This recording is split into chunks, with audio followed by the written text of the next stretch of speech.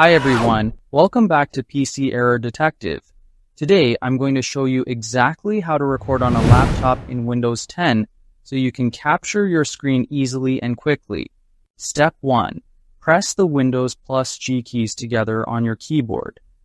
This opens the Xbox Game Bar, which is a built-in tool in Windows 10 designed for recording gameplay and other screen activities. It's important because it gives you easy access to all the recording features. Step 2.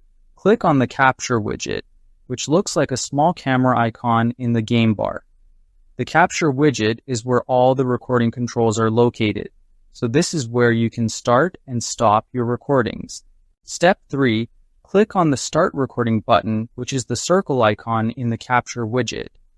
This begins recording everything on your screen, so make sure your content is ready to be captured. Step 4. When you're finished recording, click the Stop Recording button. This saves your recording automatically, so you don't have to worry about losing your work or having to start over. Step 5.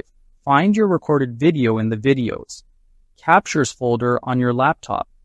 This is the default location where Windows 10 saves all your Xbox Game Bar recordings, making it easy to access and share them later.